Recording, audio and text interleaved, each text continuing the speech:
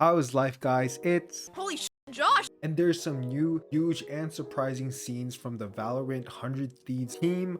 But before we go into that, be sure you subscribe. It'll help the channel a lot, especially if you are new. And if you are new, leave a comment down below saying that you are new and you subscribe. It'll greatly help the channel a lot, especially if you go on to enjoy this video. So there is new and surprising news that the 100 Thieves Valorant team just dropped.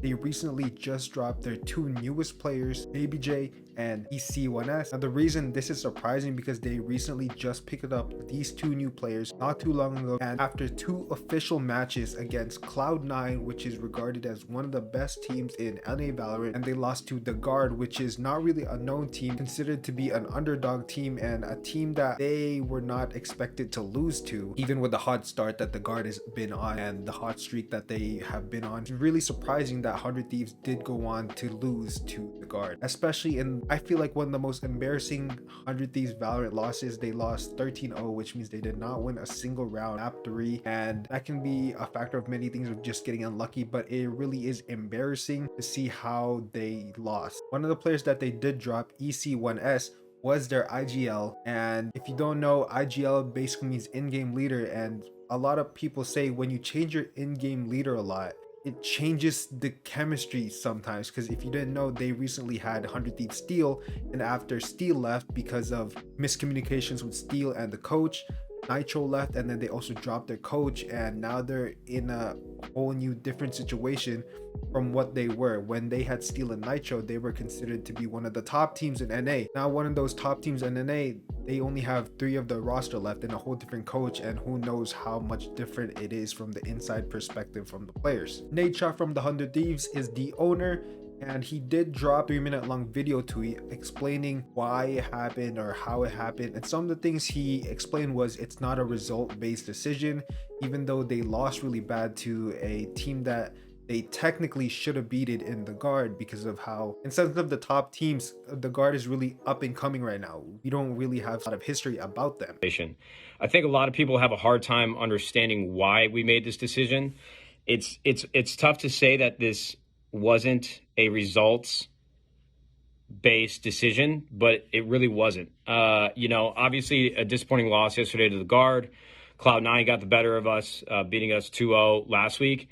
Sometimes it really doesn't come down to the talent, and it doesn't come down to the results. It comes down to the culture, the mindset, and the philosophy, and how the game should be approached. So I would say this was a decision that we felt was necessary for the success or the potential opportunity for us to qualify in the future of 2022 in all the tournaments that are to come. And we just felt like we didn't want to wait out the inevitable. We just felt like the roster and the players and the way that they meshed just didn't fit well together. And so, you got to take a big swing. We're trying to win, and we never want that to come at the cost of, recycling players and really not giving people the opportunity to perform and prove themselves. But it's a cutthroat circuit, and I think these are changes for the best. So hopefully that makes sense. It is not a result-based decision, which means there was probably a lot of inside problems, a lot of miscommunications, a lot of headbutting, which is one of the things that Eccles, or EC1S, explained. He says there was a lot of meshing that the team didn't have. There was a lot of things that weren't going on internally. Obviously, it didn't work out. There was no, I think Ethan mentioned it when we were talking, there was no honeymoon period with the team, which happens quite a lot, where you just come together, everything's working, everything's amazing, but we never actually had that. So it was very grindy for us to get that. And yeah, like I said, the chemistry in game, we had different views of how we should play, all this kind of stuff. So it wasn't very natural and flowy, if that makes sense. Nadeshot also said he felt like the roster didn't fit, and there's more to the team than just talent. There's cultural changes, there's cultural things that they need to be on the same page on, and things around that nature. It begs the question, they just played 2 official matches, and they already dropped 40% of the roster, coming from another 40% change that they had a couple months ago. And bringing in 2 new players, you really don't know what's going to happen, especially in this challengers that they are in, where they are regarded, or they were regarded when they were first put in the challengers, as one of top team. Bringing in 2 new players and then having a new IGL, it just, you really don't know what's going to happen next, and you don't know if it's going to work, and if it doesn't work, what's going to happen after that. But you really do hope for 100 Thieves that they figure this out. So they went ahead and got Bang and JC Stanny, who is going to be replacing Eccles and BabyJ. Again, this is not a knock to those new players, but you really don't know what's going to happen or if this is really an upgrade or not, especially if it's a chemistry issue that they had before. Bringing in 2 new players, you probably don't expect it to fix the chemistry right away. The Valorant community is, there's so many words coming out. There's a lot of people that are really against this because of the things that I mentioned before about how this is a completely new roster that they completely are dismantling again. But this is one of the players, Nathan from C9 or Leaf, and he said, I could understand if they played against one of the arguably worst teams in the group and got obliterated, but they played against us and Guard, who are very fundamentally good and on a hot streak. Wasn't even that bad scoreline and looked good improvement. Esports, I guess. And this is just one of the many tweets that are going around from, you know, looking at it from the player and outsider's perspective, that this is a really weird move to make, especially this early on. Another tweet from another player is from Hayes from NRG, and he says this is beyond disrespectful, because if you didn't know, Eccles or EC1S is a player from Europe, and he got a visa to come play for 100 Thieves, and he immediately gets dropped right away. And a lot of people, especially Eccles, are saying they didn't have a time to mesh, they didn't really have time to gel. Something that BabyJ has also said, that they didn't really have a chance to get along. And he does feel a little bit of betrayed. He does feel a little bit backstabbed from this. He feels like it was a long time coming, that the team was planning this way before they even failed, way before they even had that match against Guard, way before they lost the way that they did. He says he feels like this was a backup plan that they already had. I'm definitely pissed. You're pissed. Yeah, definitely Do you mad. feel kind of like, do you feel betrayed? Yeah, no, for sure. I thought Was it really? I got backdoored for sure. You got backdoored. Yeah, nah, it was pretty blindsided. It's kind of tough if you really do look at it. Looks like they weren't really given a chance, but that's the esports scene, and their contracts are getting terminated, so at least they won't be in contract jail. But it is, you know, a tough position to be in. There's obviously a lot of reactions to this, but you know, you do have to give respect to Nadeshot for giving an insight. You know, there's not a lot of team owners that will go out their way and make like a 3-minute video on Twitter explaining why they made the moves that they did.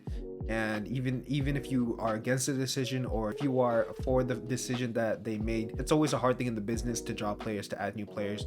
Nadeshot was also a pro, and he's gone through some losses, he's gone through some bad times, he also gone through some wins, he had some championships in his time, and he has an experience or two about dropping players and adding new players. And it is quite unfortunate, but it is the thing that he feels like he needed to do, or the team needed to do, and the organization needed to do, because 100 Thieves is, they won championships. There's not a lot to say about it. They are very new to the scene compared to other organizations like FaZe or Optic or Envy, but they are highly regarded and highly respected in the esports scene, and they are not settling for less. And again, back on the original 100 Thieves move, way before when they first added EC1S and BabyJ, there was a lot of people that are skeptical about the news. I really hope 100 Thieves win. I really hope, because I'm even questionable about these like players they pick up. Usually it's all fine when teams make changes, but like this one is very just questionable. People were skeptical about the things that they were doing, like the Ascent comp that they had, and this whole situation is really giving the same vibes as TSM. TSM was known as one of the top teams about 2 years ago. The Valorant scene first started, they were regarded as one of the top teams along with the Sentinels, and they were winning a lot. But as soon as they started falling off a little bit, they made it changes after changes after changes after changes after changes, and it really feels like this is what 100 Thieves, they're kind of getting into that cycle, you know, with Bang and JC Stanny. If this team doesn't work, what's going to happen next? Are they going to get dropped too? Is somebody from the original core of 100 Thieves going to get dropped? So it's really interesting to see what's going to happen next, especially in this 100 Thieves team. They're going to really benefit from this move, or going to fall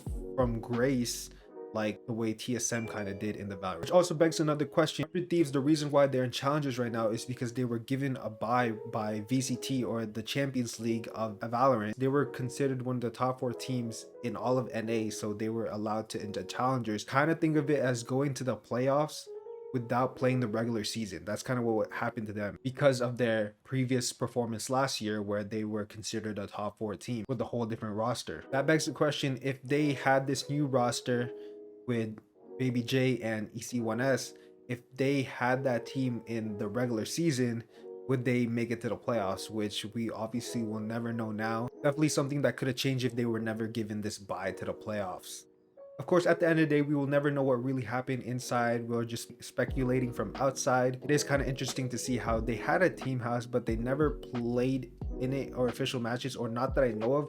I think a couple players were in there, but the other players were in their own homes. We don't know what's happening inside, of course. I just hope it works out for everybody. I hope it works out for 100 Thieves. I hope it works out for BabyJ. I hope it works out for Eccles. I hope it works out for everybody involved, but for now, we're just gonna have to see what happens. Thank you guys for watching the video. I hope you guys did enjoy. Please leave a like if you did enjoy. It really helped the channel a lot. Leave a comment if you disagree, if I got something wrong, if you agree with the things I said. Other than that, I hope you all have a good one.